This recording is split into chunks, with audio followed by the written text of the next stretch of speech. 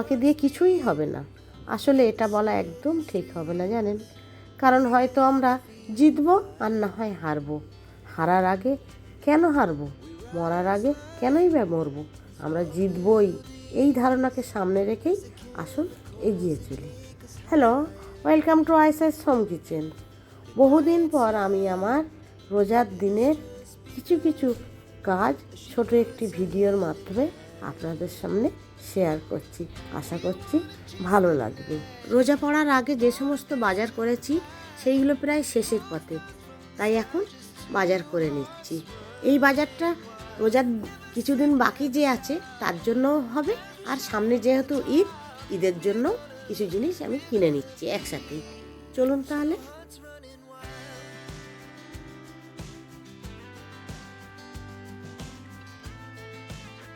ভিডিওটা না টেনে পুরোটাই দেখবেন, আর দেখতে দেখতে কোনোখানে যদি ভালো লেগে থাকে প্লিজ একটা লাইক করে দেবেন। যদি আরও বেশি ভালো লাগে তাহলে সাবস্ক্রাইব করে পাশে থাকা বেল আইকনটা চেপে দেবেন। আর যদি আপনি ফেসবুক থেকে দেখে থাকেন তাহলে ফলো বাটনটা চেপে দেবেন। আর এই কাজটা যদি আপনি আগে থাকতে করে থাকেন তাহলে আপনাকে অসংখ্য ধন্যবাদ। যাই হোক, পুরো বাজারটা আমার করা কমপ্লিট। এইবারে বাড়ি ফিরে যাচ্ছি। বাড়ি ফিরে গিয়ে দেখাবো কী কী কিনেছি।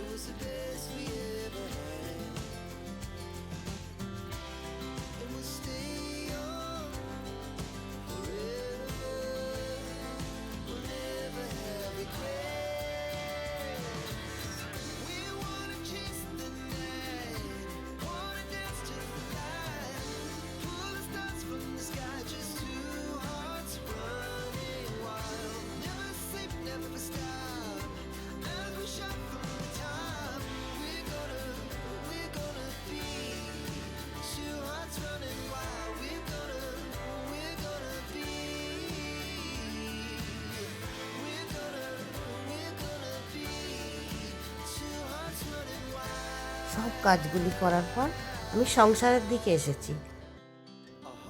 হাজব্যান্ড ডাঁটাগুলি ছিলছেন আর আমি রান্নার দিকে এসেছি। রোজা প্রায় শেষের পথে আমার স্প্রিং রোল আর সমোসাটা শেষ হয়ে গিয়েছে। আমি আগের ভিডিওতেও দেখিয়েছি, তবে এইবারে আর নতুন করে নিজে থেকে বানাইনি। সিডসগুলো বাজার থেকে কেনা সিডসগুলোই ব্যবহার করেছি। বড়টা হলো স্প্রিং রোল, এতে আছে 20টা, আর ছোটোটা যেটা দেখলেন ওটা হলো সমোসা সিডস।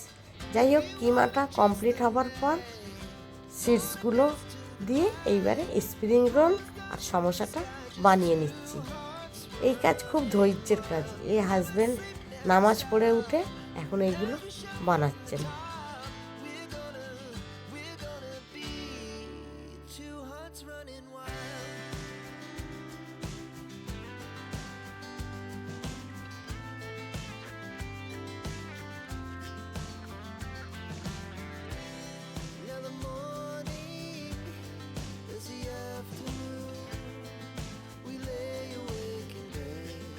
এগুলো রোজার দিন না, যে কোনো সময় আপনার বাড়িতে যদি গেস্ট আসে আর বাড়িতে যদি তৈরি থাকে, তাহলে অনেক সময় হয় না যে বাইরে যাওয়ার লোক থাকে না, তো এইগুলো দিয়েই আপনি গেস্ট আপ্যায়ন করতে পারেন অনায়াসে। গেস্টও দেখবেন খুব খুশি হয়ে যাবে।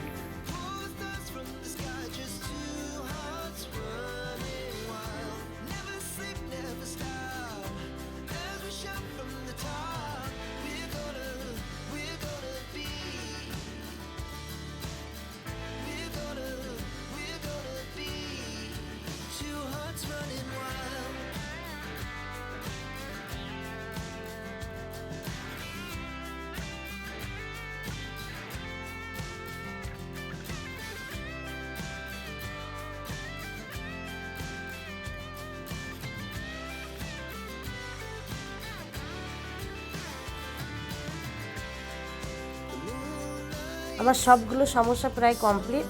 আমি জিপলক প্যাকেটে ভরে নিচ্ছি, আর কিছু টিকিয়াও ভরে নিচ্ছি। এই টিকিয়ার রেসিপি আমি আমার প্রিভিয়াস চ্যানেলেও দেওয়া আছে। দুপুরে খাওয়া দাওয়া নেই, তাই খানিক রেস্ট নিয়েছি। রেস্ট নিয়ে একদম সরাসরি ইফতারির আয়োজনে চলে এসেছি।